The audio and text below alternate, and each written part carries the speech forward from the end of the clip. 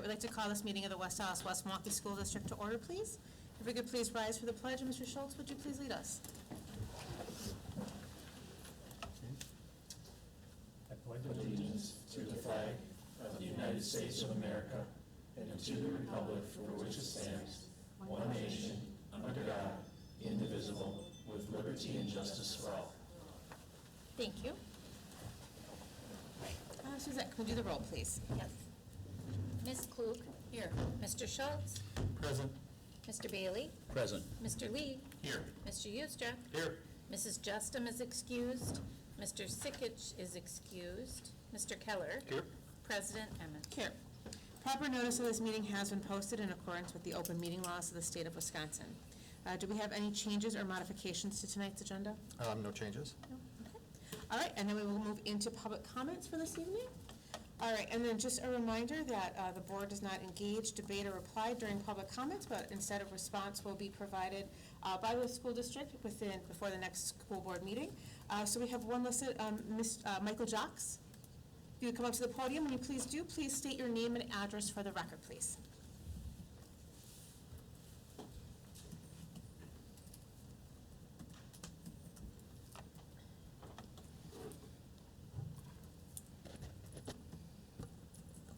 Name is Michael Jocks, 2206 South 74th Street.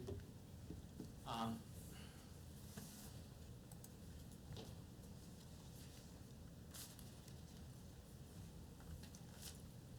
here to ask the board for a readdress of the absence-centered health class. Since this class was approved unanimously by a previous school board and has been in existence for over 18 years. From the get-go, the road to elimination of the ACH has been one of deceit. The plan to dump the ACH has been in the works prior to my meeting with Deidre, Adam Hinkle, Ryan Hamernick, and the school board member Dan Daly last October, where we discussed the absence-centered health class and the misinformation being fed to middle school kids. The condoms are almost 100% effective, contrary to the CDC failure rate of 18%, while not teaching the kids that it's against the law for 12 to 14-year-old kids to be having sex in the first place. Not once did they tell me they were planning to eliminate the ACH, choosing to keep me in the dark so as to avoid any pushback, I suppose. I asked for extra minutes and again was denied. Censorship, anyone? They have told the board that the opt-out is an adequate replacement for the ACH, knowing full well that just about no one ever opts out of these classes. No kid wants to be put on the spot by his peers because he's absent from the class, and the other kids will question. They told the board that this is costing them money, knowing full well that there is no increase or decrease in staff, regardless if they teach or do not teach ACH, since all students have to take health. As long as there are enough students and as long as proper communication to parents occurs, we have had way above the minimum requirement of 15 students having 30 to 40 at each of the two schools every year. The elimination of the ACH makes this the only class where there's no longer a choice. We have a choice for every other subject except this, where it deals with family, religious values, and moral values. I guess the whole idea of always being for the kids is really hot air, since it's perfectly fine to take a legitimate choice away from kids and parents. I told the board these classes are aligned. Again, untrue. One teaches over a 4-week period the social, emotional, and psychological benefits of abstinence till marriage, while the other one gives pretty much lip service to the abstinence message, while moving on to teach contraceptives and teach them state confidentiality laws. So all these kids learn they don't have to deal with their parents, driving that wedge between parent and child, and proceed to teach them where to get all the reproductive services without parental knowledge. No other field would schools teach these kids something that was wrong, such as stealing, doing drugs, drinking alcohol, smoking cigarettes. Because we know X number of these kids will break the rules, we should all teach them how to do it more safely or how to do it without getting caught. Schools ought to be teaching kids to not have sex before marriage, to obey the law, to stay in school, get a good education, get a job, get married, and then have kids, to avoid a life of poverty and misery. By teaching minors so-called safe sex, because it's against the law for minors to have sex in essence, our schools are aiding and abetting a criminal act for minors, a criminal act which, if they get caught, a 12 to 13 or 15-year-old kid could be charged with a sex crime and be branded for the rest of his life. No, by taking the choice away from parents and kids after 18 years, the district has demonstrated the district does not believe in cultural diversity. They are not being about for all the kids. A district is about indoctrinating all the kids into a certain mindset, and parents be damned. The district does not believe in choice, against freedom. Nothing could be more vile than this, and if this board says nothing, does nothing, will demonstrate to the citizens who vote for them that they do not give a rip about the citizenry who voted them into office. Now, I have a packet to give to all the school board members here, and I hope you'll pass it on to the 2 board members that are absent. And I want to give you the list that's in there so everybody knows what they're going to get, and anybody who wants to request information from the board regarding what's in that packet, they'll have the opportunity to do so. Topic number 1 that's in that packet is from ETR Associates. Most all your school districts, including West Dallas, uses ETR Associates material for sex education and health education. In there it states, according to them, that over less than 50% of the high school kids and less than 4% of the middle school kids are sexually active. And yet you're teaching all these kids that they can be sexually active, regardless that over half of them at the high school won't be, and only less than 4% are sexually active. Topic 2 is a marked up copy of the school district's flyer. Difference between CH and ACH clearly demonstrates they are not aligned.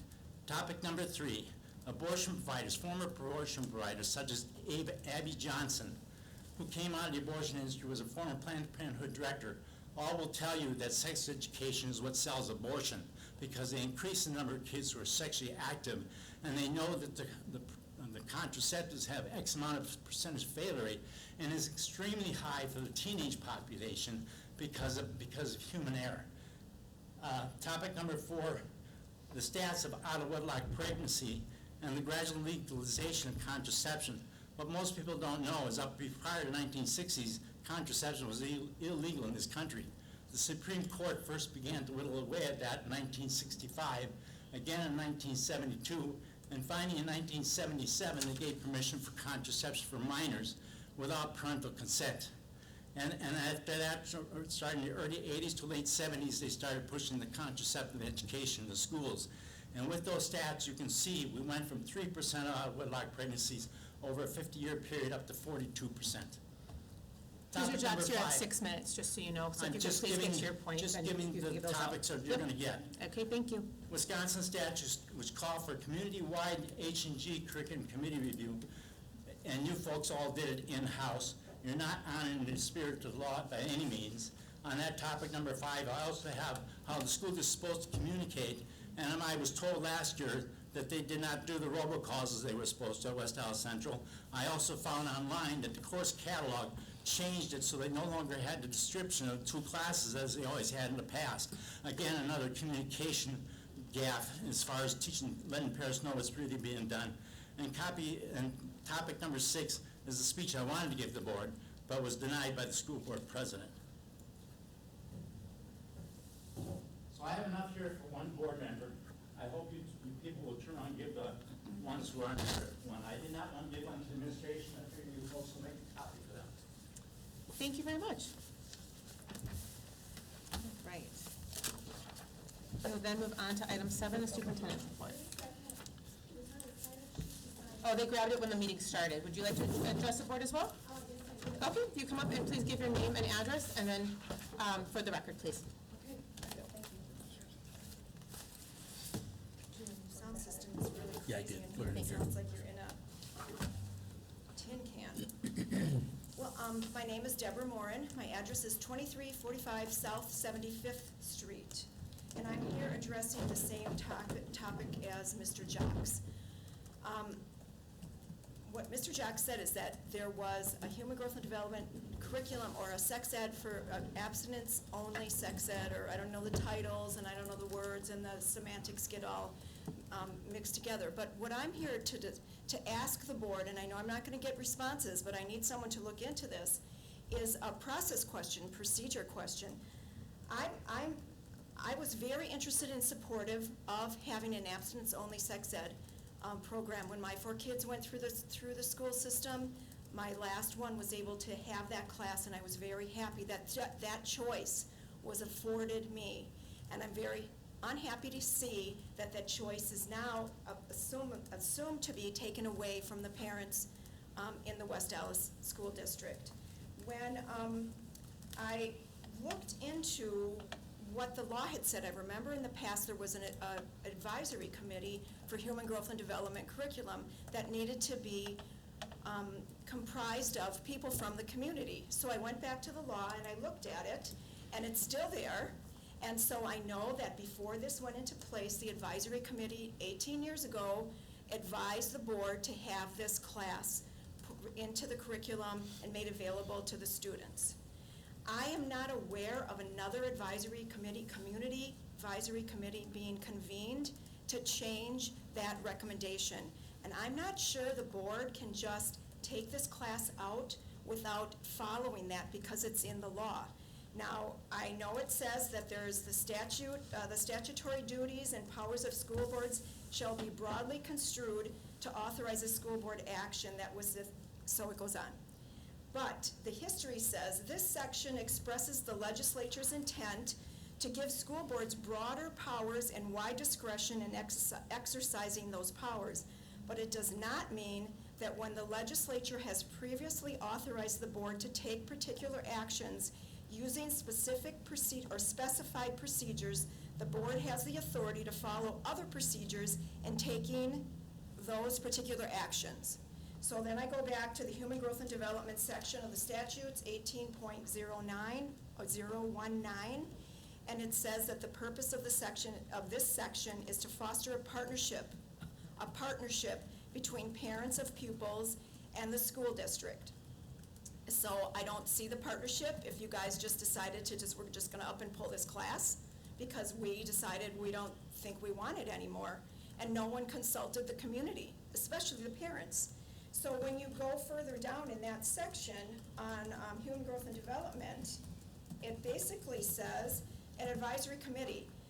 Any school district that offers a human growth and development curriculum, the school board shall appoint an ad hoc advisory committee, which they did do, whose role is to advise the school board on the design and implementation of the human growth and development curriculum and to review the curriculum. So they did that. They made the recommendations, the school board followed it, it was in place, and all of a sudden, it's just gone. It's just, and from listening to Mr. Jocks talk about, it was kind of insidious, that it was no longer in the course curriculum book, and then there weren't robocalls going out letting parents know that this was a choice. I know we're all pro-choice, right? We'd like to have that choice as parents. It says, if you read the rest of the statute, which is subsection 5 of that, parents, teachers, school administrators, pupils, healthcare professionals, members of the clergy, and other residents of the school district shall comprise the committee. No one category of member shall constitute more than 1/5 of the membership of the committee, except that parents may comprise more than 1/5 of the membership of the committee. And the last sentence is, no more than 1/4 of the members of the committee may be made up of employees of the school district or their spouses, or members of the school board or their spouses. So if you convened a committee to advise the school board, and it comprised of employees and their spouses and school board members and their spouses, I'm not sure that that's following the intent of the law. So those are my questions. I'd like to have them answered. I know I can't expect an answer now, but I'm concerned about that. I don't think the proper procedure was followed, and I think that that needs to be rectified. Thank you. Thank you. Thank you. Thank you. Thank you. Okay. Did you wish to speak address to the board as well? Well, I didn't set up to speak, but, well, I don't have anything prepared. But actually, well, I'll tell you my name and all that. I'm Beth Dowen, D-O-W-H-E-N, 8524 West Harrison. And I was a high school teacher for almost 20 years. And I've taught grade school. I also teach parenting classes right now to men and women who have had difficult circumstances. Some of them have been required by the court to take classes.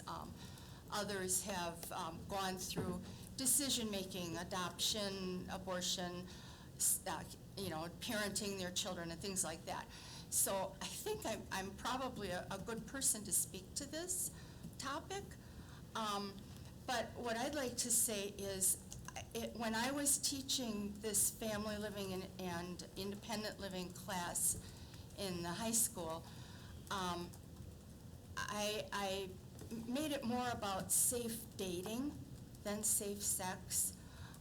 We did use an abstinence-based curriculum, and I think I don't have anything prepared, but I think what you want to do is you want to,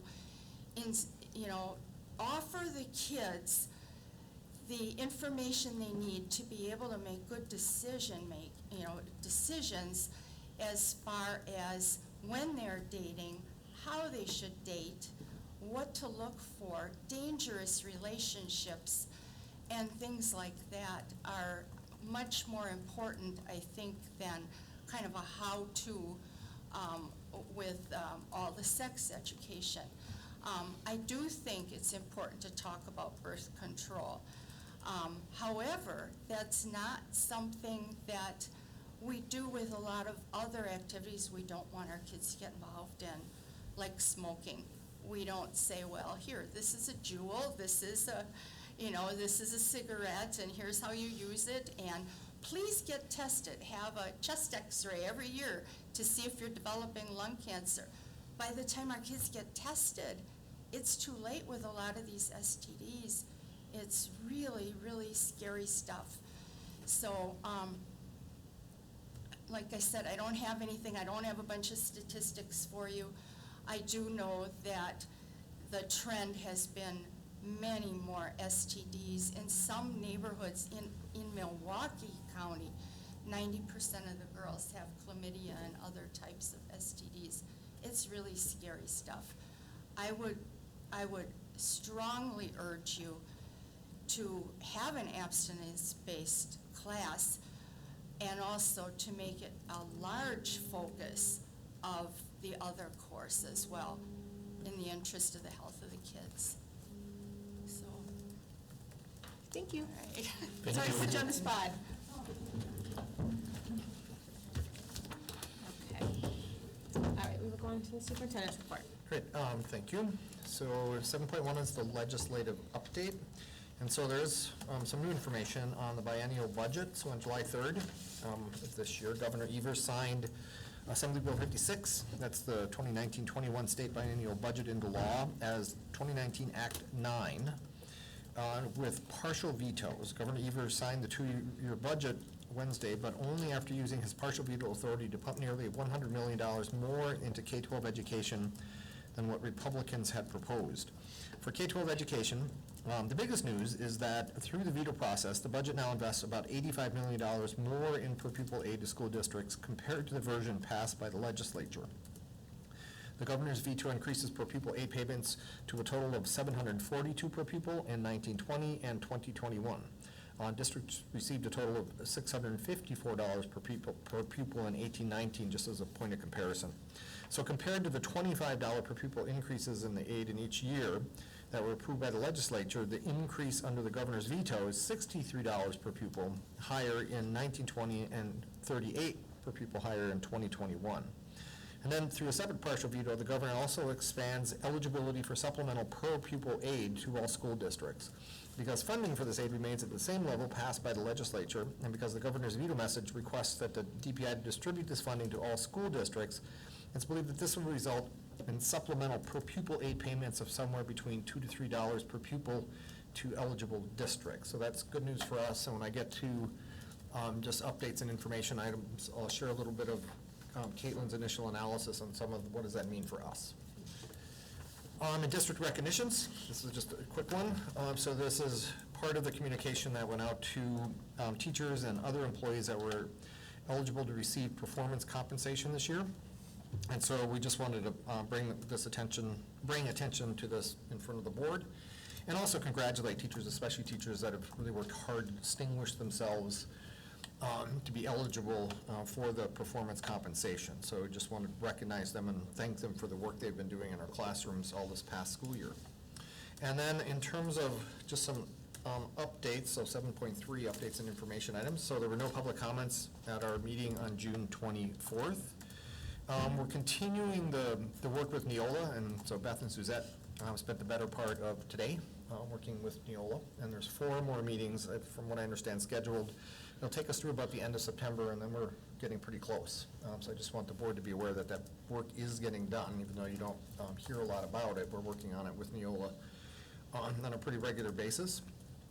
And then, right now, in terms of what this means for the news from the budget, state budget, what that means for us is approximately $516,000 more in revenue. So that's good news for us, and essentially kind of brings our budget into balance at this point, our preliminary budget. And Caitlin's latest look at kind of where we're projected to end, so the end of this year, and there's still a lot that has to get cleaned up, right? So we're just early in July. But it's starting to kind of narrow, right? Earlier we talked about anything between 400,000 and 2.4 million, and now we're sensing this is going to come in somewhere around 2 million. So that too will give us some new options as we consider the final budget. So these are all kind of good news pieces for us as we move forward. And that completes the superintendent's report. Great. Good. We'll then move on to the review of the board calendar. So tonight, Monday, July 8th, regular Board of Education meeting. We do not have a workshop next week. Our next meeting will be on Monday, July 22nd, beginning at 6 p.m., a regular Board of Education meeting, and following that, a workshop on benefits review and other post-employee benefits. Then our next get-together is on August 12th at 6 p.m. for a regular Board of Education meeting. And then on August 19th at 6 p.m. will be a workshop on the new rec center construction update. And then on August 26th, beginning at 6 p.m. is a regular Board of Education meeting as well. Do any community members have, or any board members have any community updates? I did drive by the rec center a couple days ago, and there's a lot of construction going on there, so it's really fun to see all that, all the earth everywhere and machines and stuff like that, so that's really exciting. So just a quick note that I know a lot of the schools are still doing restaurant nights during the summer, so to be kind of on watching for those as well, continue to support the schools during the summer months when they're looking for that. As well as today, there was an email that went out on some summer concerts that are going to be held in the school. So please share that information and to attend where you can. So, all right, we will move on to item 9, the consent agenda. Item 9.1 is the approval of minutes from the June 24th, 2019 regular Board of Education meeting. Item 9.2, the employment summary, and item 9.3, the supplementary contracts. Does anyone need anything separated? If not, we would look for a motion. So moved. Second. Been moved and seconded. Any additional comments or questions? Not, all those in favor say aye. Aye. Opposed? All right, that passes. We'll then go on to our action items for this evening. Item 10.1, the administrative at-will secretary, maintenance, and custodial staff wage increase of 3.44%, 2.44% CPI, plus an additional 1% supplemental for 2019-2020. Dr. Lexman. Thank you. So we're bringing this one forward now for a couple of reasons. First, the board established as one of the most important priorities in the budget development process is employee compensation, right? So that we're trying to kind of follow the guidance from the board, so bringing this forward. We also just shared that, you know, there's some additional funding that's making our budget position a little more solid. So we feel confident in kind of the budget position that we can afford to do this. And then the last step is really out of respect for the folks that run payroll, right? So if we can get payroll set up for 12-month employees right for the very first time, there's no need to go back and start doing retroactive calculations and some of those kind of things. It's just kind of an efficiency piece to get this done with the first payroll for 12-month employees running next week, right? So this is, the timing of this is ideal to make sure that we don't have to do retroactive calculations. But before any questions, I also want to just note the difference between these employee groups and teachers and educational assistants, right? So under Act 10, the only thing we're permitted to bargain, right, so through collective bargaining, is base wage increases. And so that's a step that we have to take first, and we wanted to wait just to get the board's either feedback on this, or if the board approves this, then that gives us really more confidence to move forward and reach out, and negotiations still are something that gets publicly noticed. We go through the process with the union leadership, and it'll be bargaining essentially the 2.44, which is the maximum. And then we'll talk about the 1% supplemental, but that's not subject to bargaining. That's just something that, you know, the board has given us really the direction to include that as well. So that's just the background, and I apologize, we're going to try to have an executive summary that explained all of that, and with the holiday in there, we just stuff was moving fast. You got it before we had a chance to catch up with it, so I just did a verbal executive summary. Any questions for Dr. Lexman? If not, we'd be looking for a motion. So moved. Second. Been moved and seconded. Any additional comments or questions? I just have a comment. Okay. I'm glad this is brought forward, so I think there are going to be a lot of people that are going to be happy with it. Thank you. All right, all those in favor say aye. Aye. Opposed? All right, that passes. Great. On item 10.2, the equity non-negotiables. So this is now the opportunity for the board to take action on the equity non-negotiables. We did the workshop with the board, and if you were just to spark recollection, we had Demetrius was here with two of the young men that are part of the African American Male Institute, which will be a little later in the summer. Deidre did get to the wrap-up of the African American Female Institute, so you might want to, as you kind of add your comments, describe a little bit of what that was like for the young, as one student from here, but African American young women from a number of districts, and just kind of what we're learning through this process. Yeah, so as Marty shared, I had the opportunity to attend kind of the culminating event, which was incredibly empowering. It was young ladies from all over our area who are African American who got to sit in leadership sessions. So first they had a ceremony where they handed out awards, and I got there at the time that they had said, but I missed the ceremony part of it. But we got to take pictures, and they had a formal photographer there. And then they had just inspirational women, African American women from our community, there to give talks around what does it take to be empowered, and what does it take to be a strong Black leader in our community. And it was pretty amazing. It was interesting to see all sorts of people who work in education, and then people who work in every field all over the place, and to watch these young ladies be incredibly attentive and inspired by those area leaders was really neat to see. So I couldn't stay for the whole thing as we were in between stops, but it was amazing. And it was an amazing opportunity to say, wow, you can change a culture and kind of change the way someone feels when you look at the connectedness within that community that I got to witness was pretty amazing, and very similar to some of the sentiments that the two students who were with us last time shared as well. So it's powerful work to carry forward. I shared in my board update that we've been identified as disproportionate for disciplinary action, exclusionary discipline for students with disabilities and students who are African American. And so this work that we're doing now is powerful, and it's a strong statement by the board to say that that's not okay with us, as well as now we have some financial resources we're going to dedicate to that, solving that problem and doing a bunch of root cause analysis with each of our schools. So it's timely that we're in the process of taking some of this action when the data is telling us it's certainly a need for us as well. Anyone on the committee have any updates or any other comments, Bill? Anything else to supplement what Deidre says? No. Nothing to add. Okay. Great. Any other questions for Deidre or Dr. Lexman? If not, we'd be looking for a motion. So moved. Second. Okay, moved and seconded. Any additional comments or questions? If not, all those in favor say aye. Aye. Opposed? Okay. Good work, everyone. Excellent. All right, we will go on to item 10.3, the 2019-2020 academic standards adoption. So as I shared it, oh, sorry, did you want to? No, I was just going to say, this is an annual item. It's required by the state that Yep. boards annually adopt academic standards. Yep, and they're the same ones. They stay consistent. We follow the recommendations from the Department of Public Instruction, and when they don't have a recommendation, it's typically because there's a national standard or a federal recommendation around that particular curricular area. I shared in my board update, the only one that's different this year is social studies, because the state of Wisconsin adopted new social studies standards, so of course we'll align our work to those standards, and the summer curriculum development work is already being done to align what we had previously and make sure that we're still in line with the recommendations from our Department of Public Instruction. So like Marty said, it's an annual thing. They've stayed pretty consistent over time. The only one that's different this year is social studies. Yeah, no.